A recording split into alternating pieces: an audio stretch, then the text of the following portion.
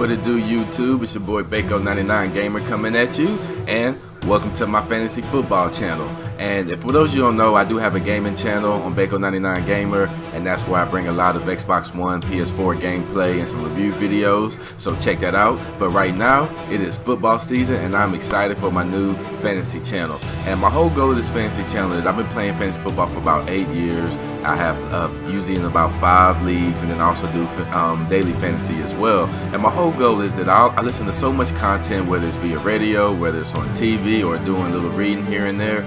So I just want to bring all of that information to some of you who may be busy in your work life but don't have time to listen to the radio a lot, or don't have time to watch the NFL Network. And I just want to bring all this day-to-day, week-to-week knowledge to you. So the first video I'm going to do is about sleepers, because this is about time we want to prep for our drafts. And I like to start with sleepers because we all know the top tier players, but where you win your league is when you get to the middle towards the end of your draft. So hopefully this video will help you out with some of the players this year that I feel may be sleepers. Let's get into it.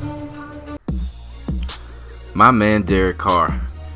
Honestly, I even debated should he even be on this sleeper list, because really, if you know anything about fantasy football, or if you actually pay attention to football, you know the Raiders are becoming a legit team. And we all know Carr can sling the rock, but I'm willing to bet that a lot of people in your fantasy league will be overlooking Carr because of the historic, Raiders and how bad they've been. But they are really starting to be a good looking team. They got Amari Cooper at the receiver. They got Latavius Murray, a stout defense. They are going to make some noise this year, and David Carr will be right there leading the charge. I don't know if y'all remember, he had a great rookie year, but last year he even outdid his rookie year, and which is normally not the trend, because usually we see quarterbacks fall off victim to the sophomore slump. But in Carr's case, that wasn't the case. And also, not to mention, as a young quarterback, his numbers was even better on the road than at home. So that right there lets you know that he's actually going to be pretty viable this year in fantasy. And I'm not going to say take him in the first tier quarterbacks, but the first, second, you get to that second tier, take him. Trust me. Next up on the list is Ladarius Green. Now all I got to say is, he's playing for the Steelers this year, right? I said, he's playing for the Steelers this year, right? And with Martavis Bryant being out, suspended for the year because he can't stay off the weed, you better believe Ladarius Green is going to step into that potent offense and make a difference. And not to mention the fact that Heath Miller is now retired, Green finally gets a tight end gig all to himself, and he'll be able to show off that talent and all his physical tools, and the offense won't be shy of throwing them the ball either. By the way, I know everybody knows I stole that weed thing from Stephen A. Smith, but damn it, it's funny. But all seriousness though, Green stepped up nicely for the Chargers when Antonio Gates was out early in the season. But my God, when Antonio Gates came back, remember that first game, had that 4 touchdowns, think maybe 3 in the first half, or maybe even all 4 in the touchdowns. That kind of hurt Ladarius Green in the fantasy sense. And of course, because of that, he was really a non-factor in the latter part of the season. But the little spin to it is he's impressive when it comes to pass catching ability and the opportunity to make the most of it he'll be getting now at the Steelers. So Green should be a solid fantasy backup if he can beat the current tight end Jesse James, which I have no problem him doing or whatever. But he was a number 1 tight end, has a job right now, but I really know that Ladarius Green is going to take that spot, and he's going to be a valuable fantasy player. Next, we got Brock Osweiler. Now, I'll be the first to admit, Brock did not wow anybody out last year. He had a couple of decent good games, showed some flashes, but for the most part, nothing spectacular. But with the free agent signing to Houston, along with Houston's first-round pick, a Blazer that's going to be on the opposite side of DeAndre Hopkins, not to mention the addition of Lamar Miller to Houston, who can run and catch the ball out the backfield, Houston should have a real dynamic offense this year, and Brock by default is going to benefit some of that. And I really think being in Houston, he'll be allowed a little bit more leash than he was in Denver. Then you got O'Brien, who's known as a quarterback guru and can develop, young talent. I really see, hope for a really breakout season this year with Brock Osweiler. He's still going to be in the lower tier of your quarterbacks you're going to draft. So if you're in a 10-team league and you take 2 quarterbacks, he'll be maybe a good one if you have a stud that's going to pretty much play most of the time. If you have a 14-team league, he'll definitely have value there with that. So keep an eye on Brock, because I think with the additions of the weapons that Houston added, along with being in the new team, new franchise with something to prove, I really think that he's going to have a decent year. So definitely a sleeper in my book. Dion Lewis. Now, Lewis, if y'all don't remember, was off to actually a terrific start in 2015 before he tore his ACL that had him out for the season. And currently, reports are showing that he should be back on track for week 1. Now, I'll tell you something about Lewis. He is a dynamic option for the running back who could do even more damage in the PPR league.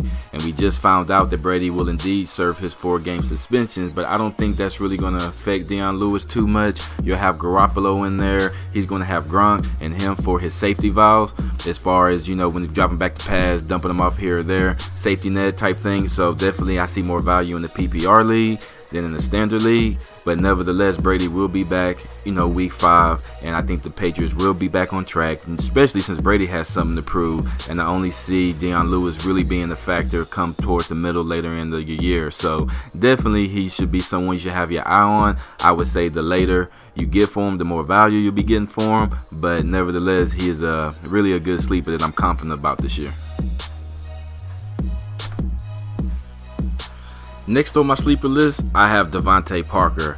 Likely forgotten by the time he got up to speed last season, but Parker went over 80 yards and scored a touchdown in 5 of the last 6 games, suggesting that he could be looking at a larger role and potential breakout in year 2. Now, as I stated already, Parker took longer, to get comfortable with the offense than the coach would like, and he did only have 4 receptions by Thanksgiving, but finally when he got his regular opportunity, he accumulated the 22 receptions for the 445 yards. So kinda as a spin to all this, as far as immediate wide receiver 2 ability, he fits into the new head coach system, pretty much immediately. So if not, as long as you don't overdraft for him, get him as a flyer in the late round, he has potential to actually break out and have some big games this year. Next, who I got up for my sleeper, and I really like this one, is Donte Moncrief. Now, we all know that the Colts had a disastrous year last year, but with that in mind, Moncrief caught the second most passes, 64, on the second most targets, 105. So assuming that the Colts can get their act together, Moncrief has a promising, year that he should break out.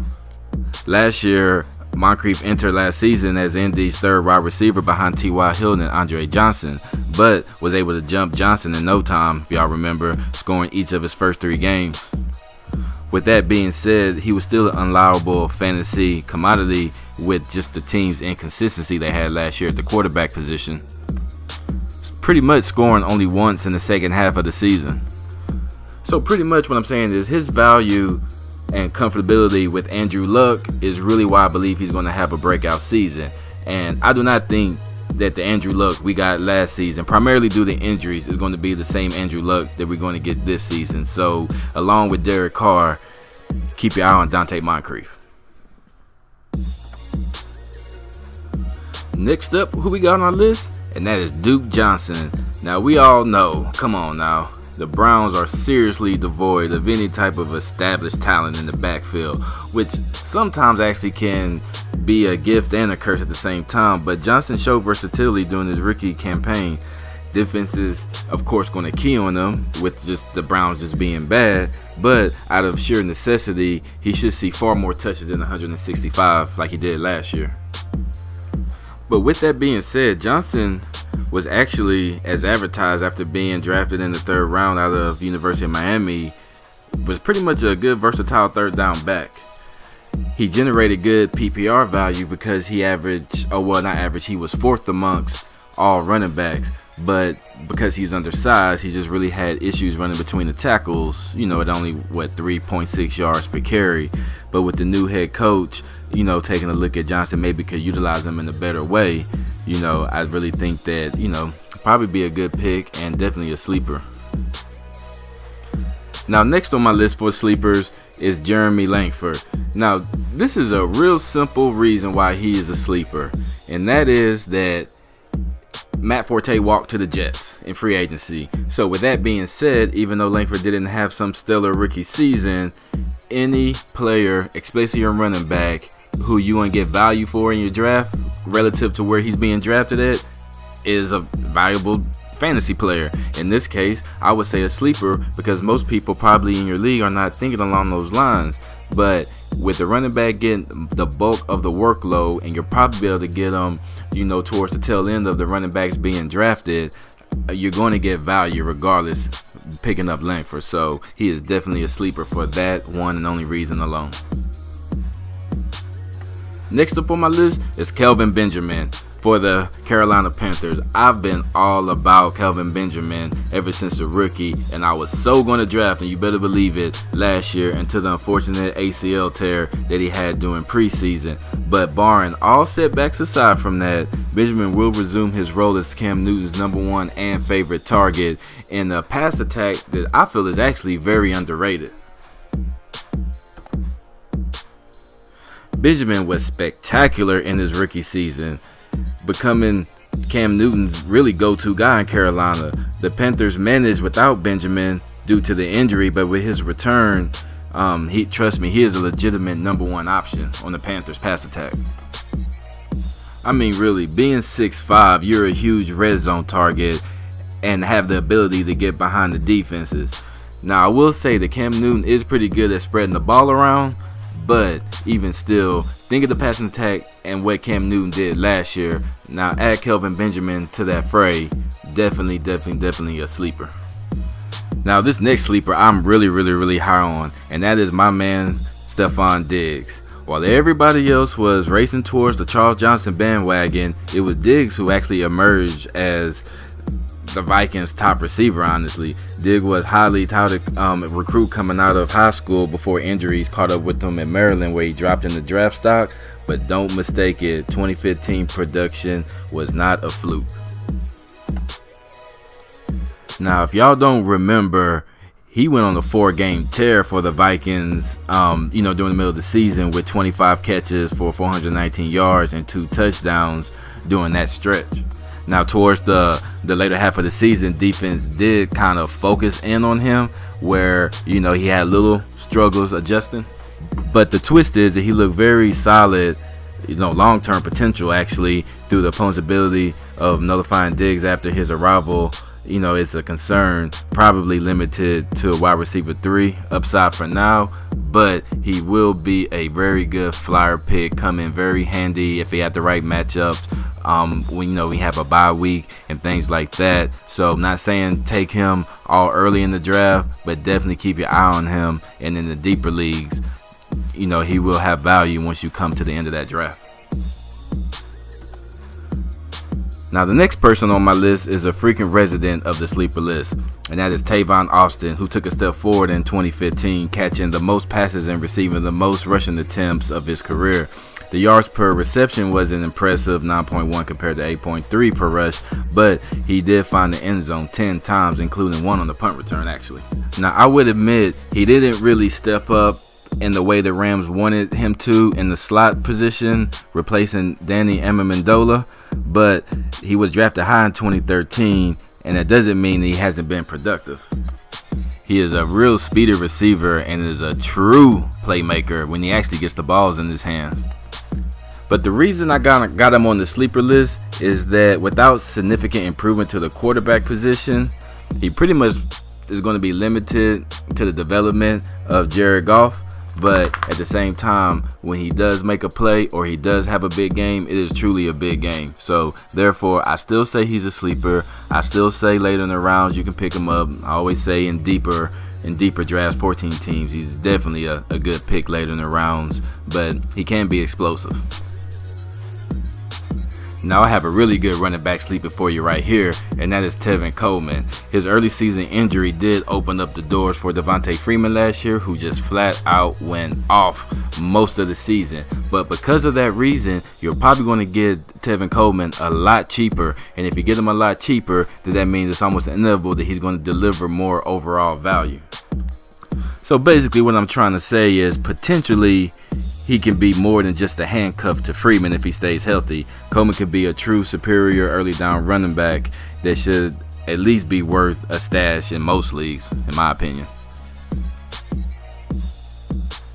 Here goes another good sleeper for you, and that is Travis Benjamin. And Benjamin showed off some big play ability as a member of the Cleveland Browns. And a lot of people thought he was just one of those lucky, him and Johnny Manziel just had a couple big plays.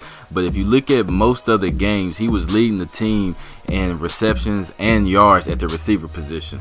But I would say the biggest reason of all why he is at the top of my sleeper list is that this year he is playing for San Diego, who we all know offense is vastly superior than the Browns offense was, putting him in position to have another strong season. Not to mention that in free agency, the Chargers actually gave him a 4-year deal to be the number 2 receiver across from Keenan Allen. Now, just kind of like with Stefon Diggs, how defense started to kind of learn him and focused in on him, I don't think that's going to be an issue, and I expect him to have another strong season now that he's receiving for Phillip Rivers in San Diego. So very, very, very good sleeper pick.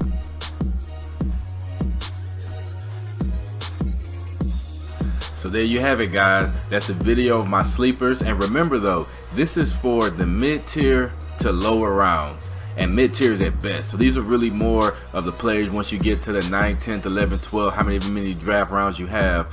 This is what this video was for, with those type of sleepers, more so flyers. So I will be working on another video with more top tier sleepers, players that are not really sleepers but at the same time are projected to have a much better season than last year, so therefore you may be able to get them in the lower rounds, mid rounds as a value play. So I'll be coming with that video and more videos as well. And also don't forget to check out my YouTube channel, my Twitch channel, and then tweet me for more information, more fantasies, and let me know what other videos you guys like to see, and I'll be sure to do it. Peace.